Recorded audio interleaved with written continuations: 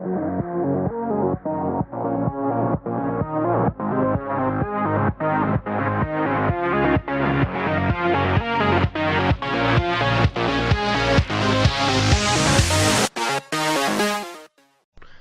gamers and welcome to Game Warp. I'm Elwood. I'm Kim, and this is our impressions of the Crew 2 closed beta.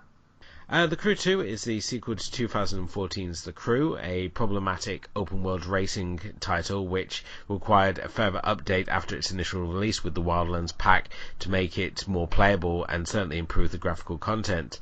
Now returning with The Crew 2 set for release in June. The developers at Ubisoft clearly have taken notes from their engine that they created for Steep and now decided to return for more open world racing with the Crew 2, only this time with a much larger toy box for racers to enjoy, as now racers can not only take to the streets but also the air and the sea as well, with a wide variety of vehicles and an even wider range of locations to race them in. But I mean, Kim, I'm right in saying you never played The Crew before, and at the same time this was like one of those titles that we were kind of excited when we saw it at E3 last year, and then we kind of forgot about it because of everything else we saw. I don't think I ever forgot about it. I have been keeping up with most of the little things that popped up about it. And well, like I haven't played The Crew, but I've always wanted to. Like I had it downloaded like 2 months ago, and then, things happen, and then we get like overloaded with games and keys and things that people want us to play, and then we forget about it. And then but I mean, I've always liked games that are about racing and that sort of stuff, so I was really appealed by the fact that you get all this sort of, like, now that they've updated the range of what you can play. Although I have to say that cars are still more of my wheelhouse. I guess it's just because that it's the more common thing, right? We know how it works. We know the controls really well, and they always work the same way. And I don't know. I mean, like, I would really want to play The Crew. I mean, I have like probably the most updated version right now, so it's probably less problematic than when like the people who first bought it would have. So, I mean, that's something I'm definitely going to go to do before I like check out the full version of The Crew 2. But yeah, like, what are your impressions of The Crew before we start this impressions of the closed beta? Yeah, I mean, obviously I played The Crew back in the day, and it was, as I say, it was, first of all, it was graphically problematic, and the fact that they had to release this add-on pack to improve the graphics with the Wildland pack, which at the same time added motorcycles, and when I say motorcycles, it added 2 varieties that you could play as, which gave the game some sort of variety and finally made the game sort of worth playing, because up until that point, those graphics had just been pretty shocking, and it is, as I said, always a bit frustrating when you buy a game and then have to buy DLC to essentially get the full game. And it looks finally that Ubisoft have really sort of taken this on board when they were creating The Crew 2, as the graphics look nice in this one, and at the same time they're really excelling by creating this multi-platform world. And as we said already, this reminds us very much of what we had with Steep.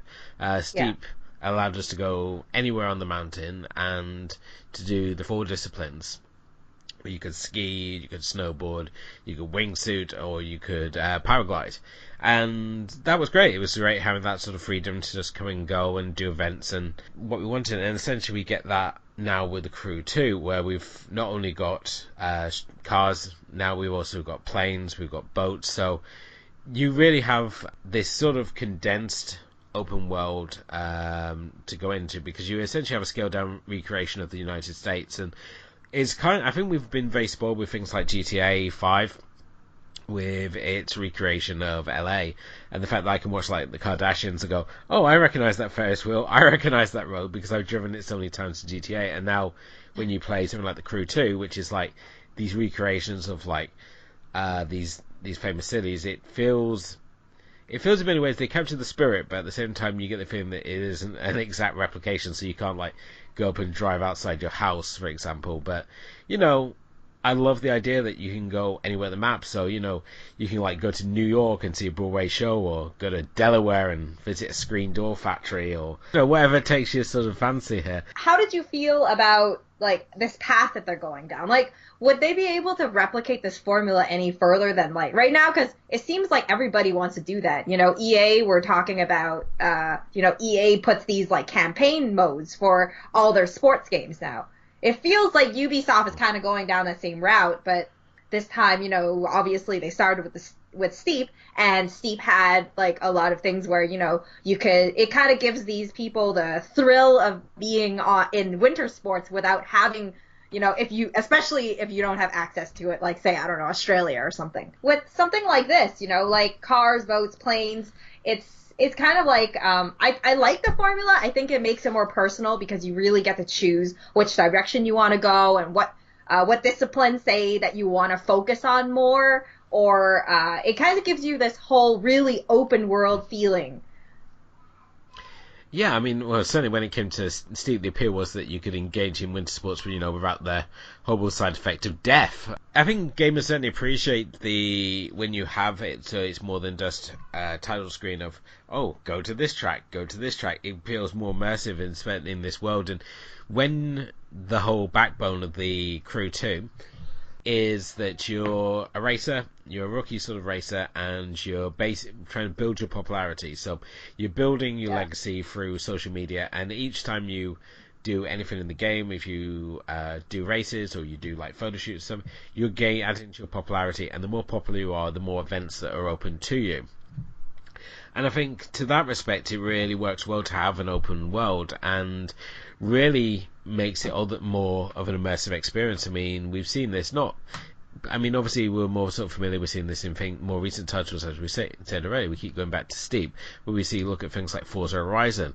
You can go back even further and look at like Need for Speed Underground 2, which had the open world city, and you could just sort of cruise around and go to different events. And I think with this sort of game, it's only the better when you have the open world that they're sort of created here, the sort of freedom to pick up and put down, and the fact that if you wanted, you could drive from LA to New York, if you so wish. You could do this epic drive across country, or if you're just feeling lazy, you can just skip and around the various points of the country to go to events you want. The options are there, and it certainly gives the players a lot of freedom as to how they choose to approach events and where they're choosing to go. So if you don't get bored of just doing events in the city, you can like head out into more sort of like forest lands and do like off-road racing. If you get that gets boring, you can like head down to like Miami, for example, and do some like powerboat racing. So from obviously the closed beta we played, it's very sort of limited. It only allows us to go to the first stage, so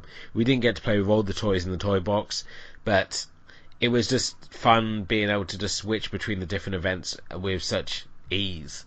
I think it was just very appealing to this world, and certainly where they've chosen to the open world, while it's perhaps not as pretty as other open worlds we've seen, it's still effective.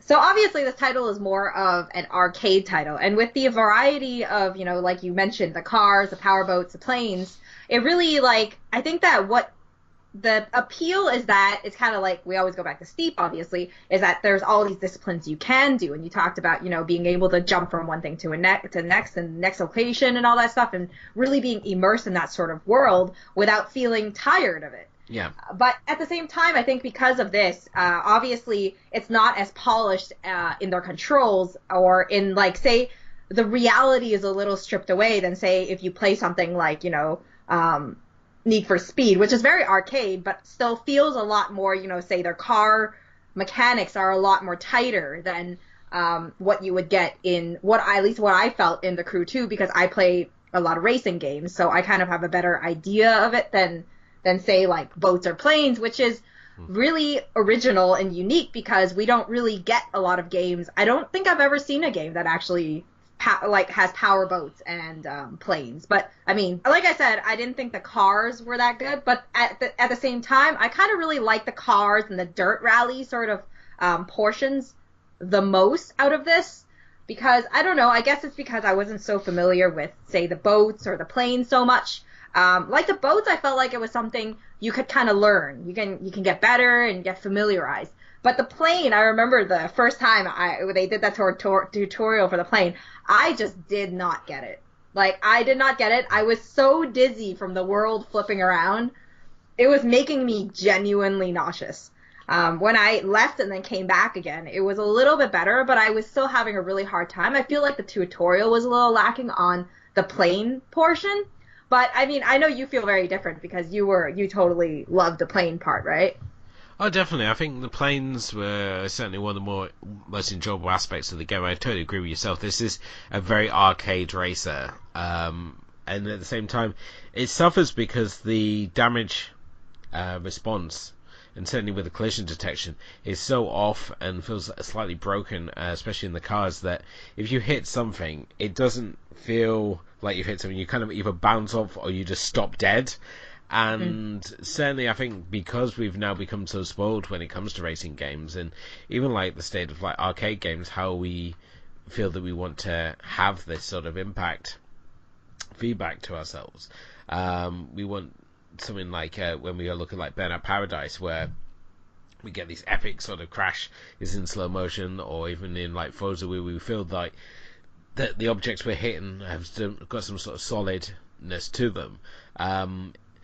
The environments even felt like they were made of rubber, or they were just very sort of blocky. It was very distracting, and it's a shame really, because as I said, the racing itself is really great. The cars handle well, but at the same time you have to remember this is like a very arcade style racing. So if you are looking for like the ultra realistic handling and stuff, then this isn't going to tear you away from like your GTs anytime sort of soon.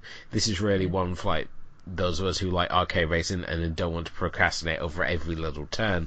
And I love that pick up and play element of it. I think it works very well within this world. Whether, like Steve, we're going to find that you progress to a point and then be forced to do those sorts of events that you don't want to do so much, sort of like, as in your case you said, like planes and powerboats, remains to be seen. So but I mean, how did you obviously find it? I mean, Kim, you obviously come from like the Need for Speed sort of end of racing sort of games. I mean, you obviously frequently mentioned how big a fan you are of that particular series. So going from the Need for Speed style of gameplay to the style we're presented with here, how did you find the transition? Well, I mean, like you said before, there's definitely a lack of polish, and it's really noticeable if you play a lot of racing games. But obviously, I kind of brushed it off a little because I realized that the purpose of this was really to have multi-sports and be able to experience a lot of different disciplines. And the uniqueness of it was probably, I think the racing was really just to build that connection from the crew. Whereas their main selling point in this one is going to be the planes and the boats and like the dirt rallies or something that people don't usually get to play. And I think that if that is your appeal, and I don't know how you felt about the polish of those two sports. Like, I personally thought they were a little bit harder to pick up, but not impossible, particularly the power boats. I've never been really great at the flying things. I wasn't great at the steep, like power gliding was one of my weaknesses in that one. I found that one really hard to control. So I don't know if it's just a lack of polish that I find in it, or a lack of responsiveness.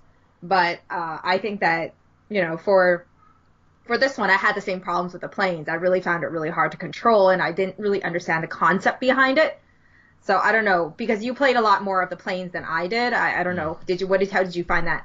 Oh, the plane's definitely a lot of fun to play around with, and just with the whole thing with the planes is that you're either doing wing races or you're doing stunt work.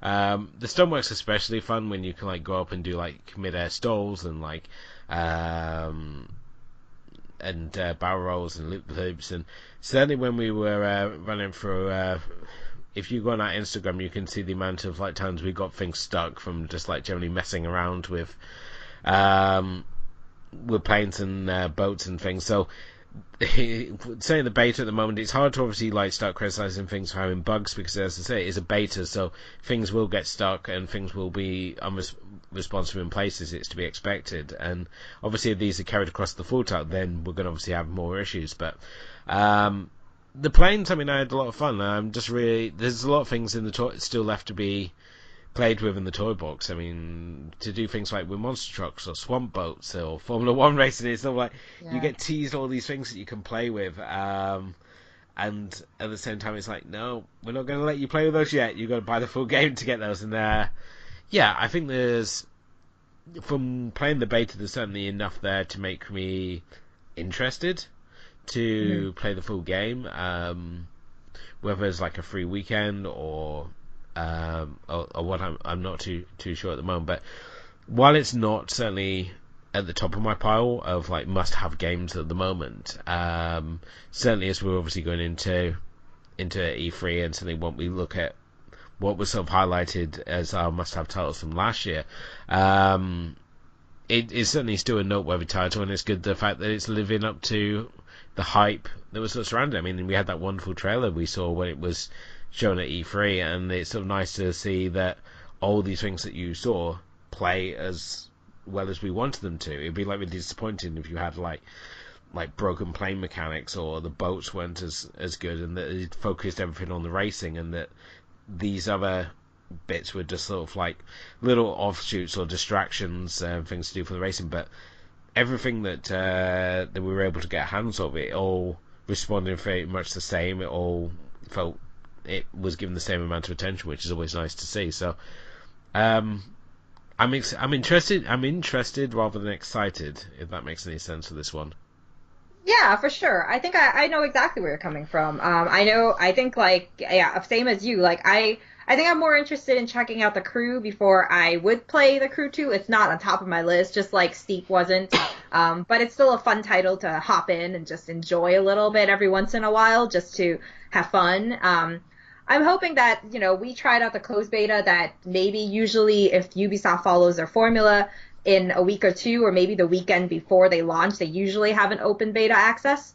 If that's the case, then I'd really be looking forward to jumping back in and seeing what's improved, what's changed, and maybe some of the issues they had in this rundown they're going to be able to fix and polish a little bit more. Obviously, like, it's the end of the month that they're supposed to release, so it's gonna be nice to see what they're gonna show probably at E3, just to boost the hype again.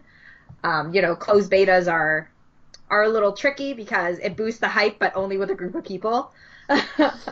Yeah. So yeah, I mean, I'm definitely interested in seeing where this is gonna go.